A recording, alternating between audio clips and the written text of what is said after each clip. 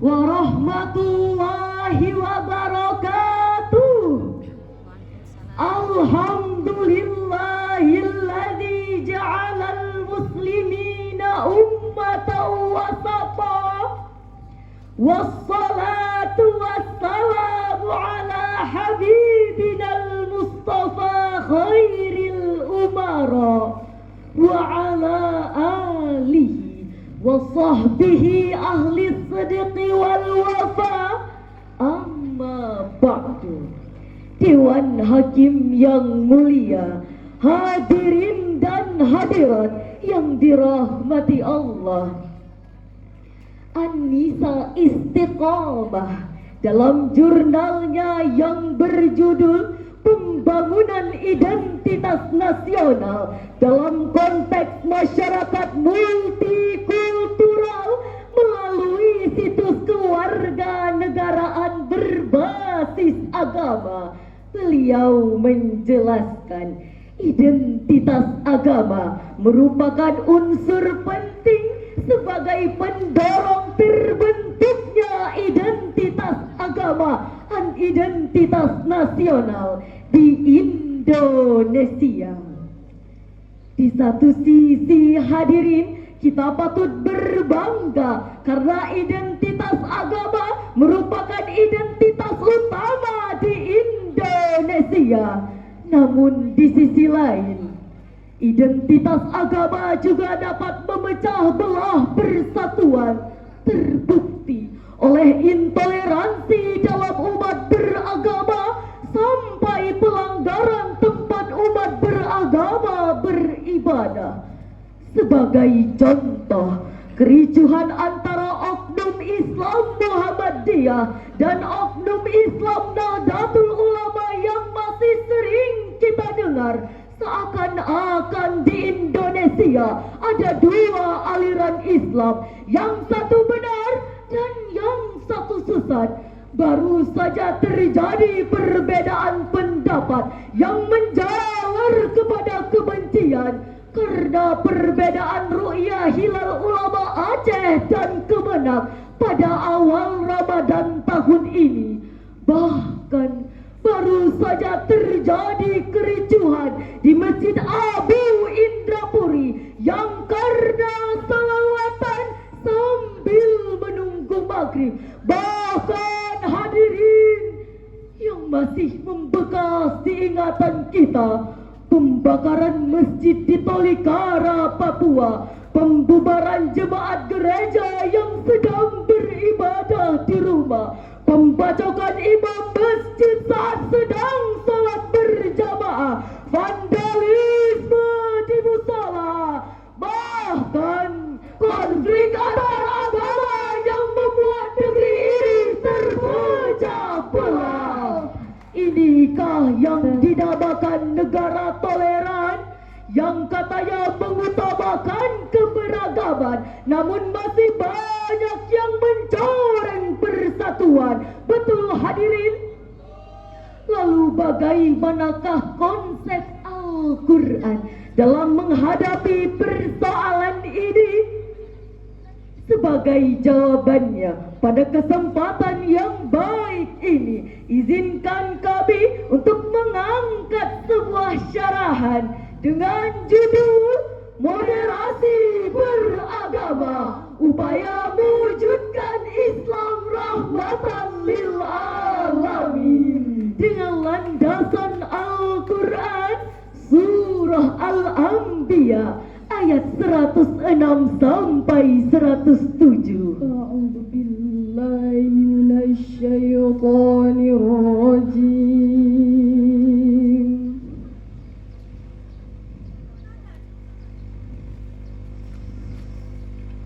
Bismillahirrahmanirrahim.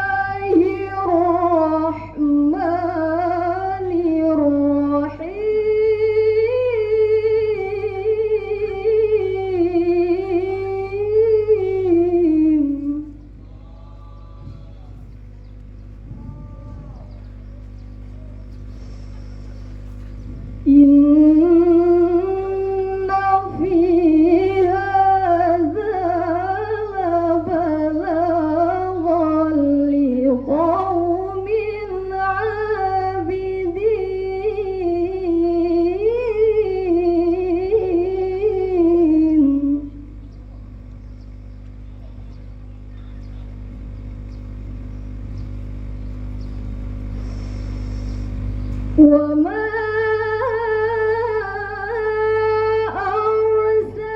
أرسلناك إلا رحمة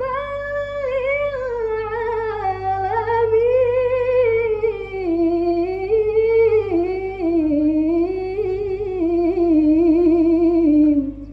Hamba berlindung kepada Allah dari godaan syaitan yang terkutuk dengan menyebut asma-Mu, ya Allah, yang Maha Pengasih lagi Maha Penyayang. Sungguh apa yang disebutkan di dalam Al-Quran ini benar-benar menjadi petunjuk yang lengkap bagi orang-orang yang menyembah Allah. Dan kami tidak mengutus engkau Muhammad melainkan untuk menjadi rahmat bagi seluruh alam. Dewan Hakim yang mulia, hadirin dan hadirat yang insya Allah masuk surga, Allahumma amin. Syekh Abdul Fida Ismail Ibnu Katsir dalam tafsirnya Ibnu Katsir jilid 5 halaman 338 beliau menjelaskan, yukhbiru ta'ala anna Allah ja'ala Muhammadan rahmatan lil alamin, ay arsalahu rahmatan lahum kullahum, bahwa Nabi Muhammad sallallahu alaihi wasallam diutus oleh Allah bukan semata-mata untuk membinasakan orang yang tidak beriman, melainkan untuk menciptakan perdamaian dan menjadikan rahmat bagi seluruh umat. Hal ini sejalan dengan Al-Quran surah Al-Baqarah ayat 143. Allah menyebutkan satu terminologi yang berkaitan dengan moderasi beragama, yakni kalimat ummatan wasatan. Allah mempertegas posisi umat Islam sebagai umat yang moderat atau dikenal dengan istilah ummatan wasatan, umat yang berada di tengah, tidak menjunjung tinggi pada rohani, tidak hanyut dalam materi, tetapi memadukan aspek rohani dan jasmani, sehingga terwujudlah Islam yang rahmatan lil alamin.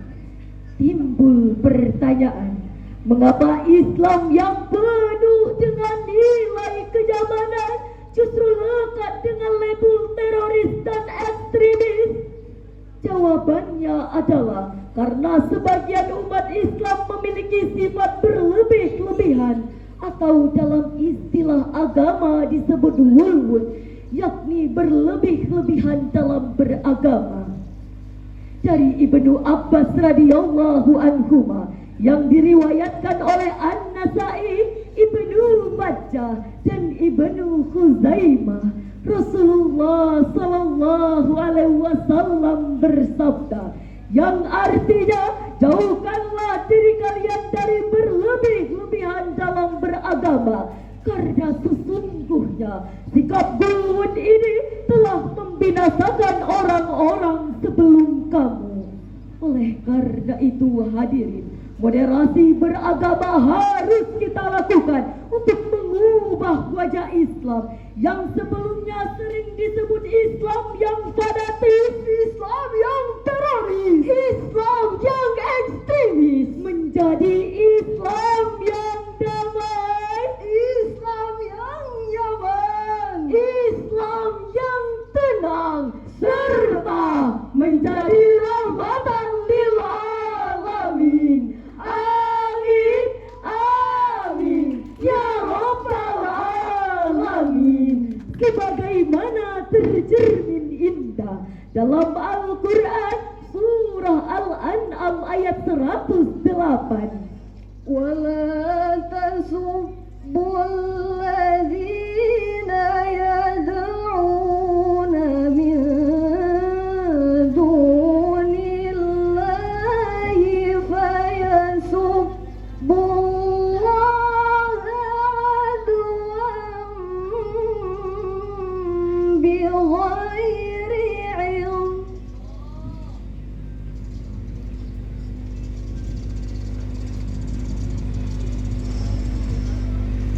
كذلك زينا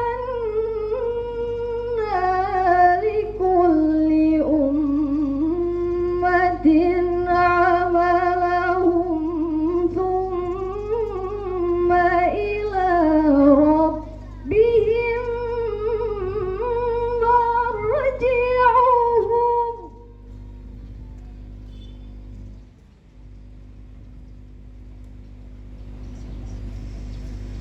ثم إلى ربهم مرجعهم فينبئهم بما كانوا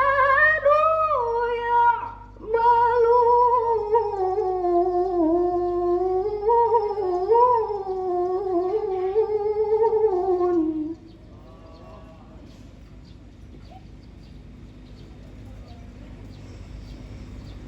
ثم إلى ربهم مرجعهم فينبئهم بما كانوا يعملون.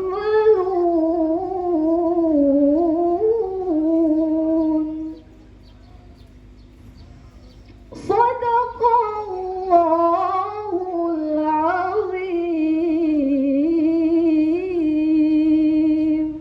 Dan janganlah kamu memaki sesembahan yang mereka sembah selain Allah, karena mereka nanti akan memaki Allah dengan melampaui batas tanpa dasar pengetahuan.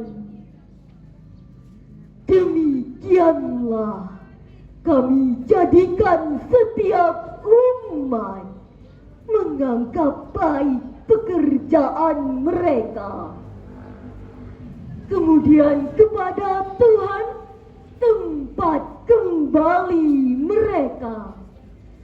Lalu Dia akan memberitahukan kepada mereka apa yang telah mereka kerjakan. Maha benar Allah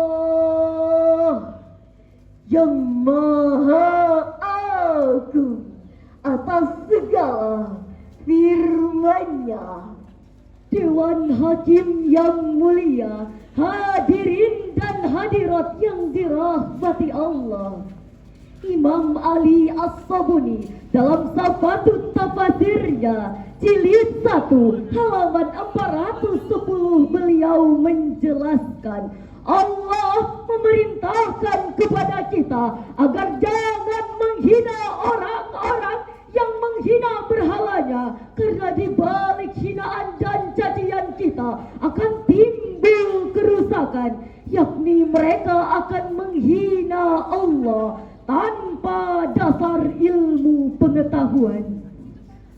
Menurut Profesor Dr. Quraisy Shihab dalam tafsirnya ada 3 cara agar moderasi beragama dapat terlaksana. Pertama, adanya pengetahuan dalam diri kita. Yang kedua, kemampuan dalam mengendalikan emosi dan nafsu belaka. Dan yang ketiga, memiliki sikap kehati-hatian dalam beragama. Dengan demikian hadirin, bukan ajaran agama yang dimoderasi, tetapi cara beragama kita yang harus mendapatkan sentuhan moderasi, sehingga Islam menjadi Islam yang rahmatan lil alamin. Karena konsep mendasar yang ditanamkan oleh agama ini adalah bagimu agamamu dan bagiku agamaku. Hadirin, Cutka dan Cutbang yang kami banggakan, dari syarahan tadi dapat dipetik kesimpulan bahwa Islam adalah agama perdamaian yang menjunjung tinggi peradilan dan perdamaian. Maka hidup berdampingan dengan saling menghargai merupakan konsep mendasar yang ditanamkan oleh Islam dalam menjaga kerukunan hidup umat beragama. Semoga Indonesia menjadi negara yang baldatun thayyibatun wa rabbun ghafur. Amin, amin, Allahumma amin. Sekian yang dapat kami sampaikan, lebih dan kurang kami mohon maaf. Billahi taufik wal hidayah.